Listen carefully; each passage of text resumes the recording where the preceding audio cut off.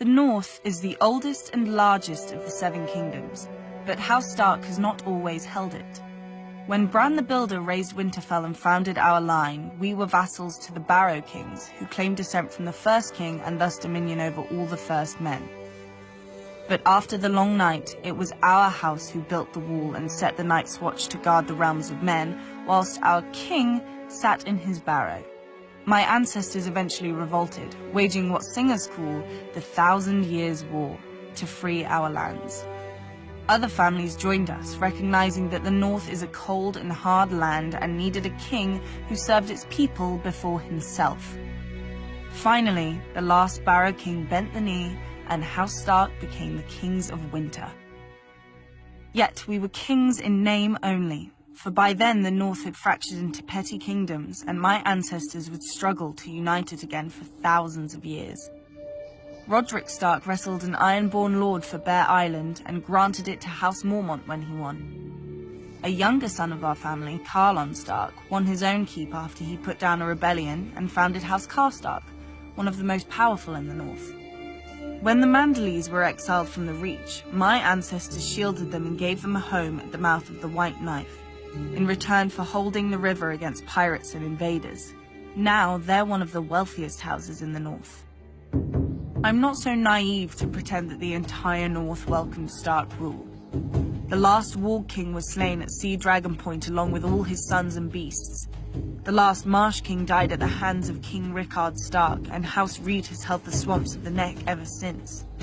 Houses Greenwood, Towers, Amber, Frost.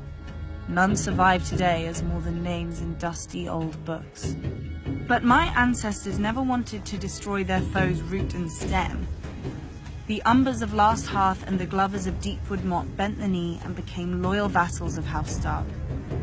The Red Kings of House Bolton wore cloaks made from the skins of Stark princes they'd flayed, and one of the Boltons was even known as the Red Arm because he liked to plunge an arm into the bellies of captive Starks and pull out their entrails with his bare hand.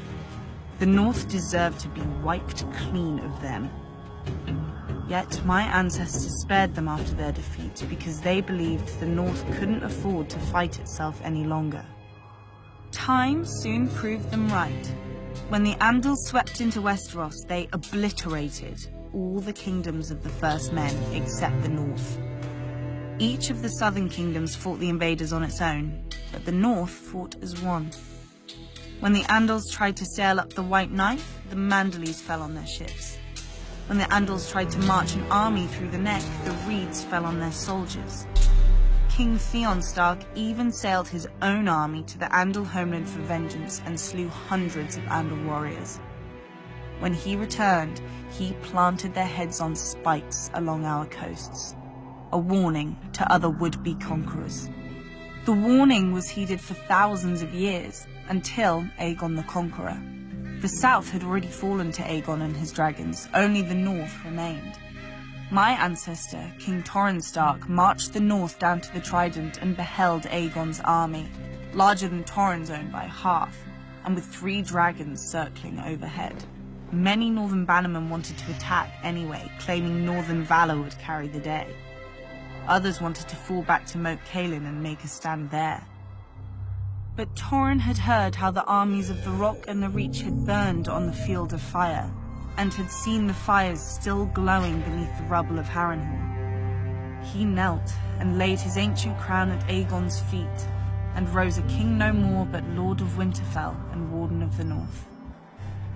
Some northerners still sneer at my ancestor as the king who knelt, forgetting that because of Torrhen they're alive today to sneer. Their ancestors didn't leave their burned bones at the Trident, and their twisted swords didn't fill Aegon's new throne. Now many say that House Stark is dead and gone, and House Bolton holds the North. But the North remembers who united it. The North remembers who defended it, and the North remembers who stole it. Long ago, my ancestors spared the Boltons, trusting their oaths of fealty. I shall correct that mistake. Even the North can forget when there's nothing left to remember.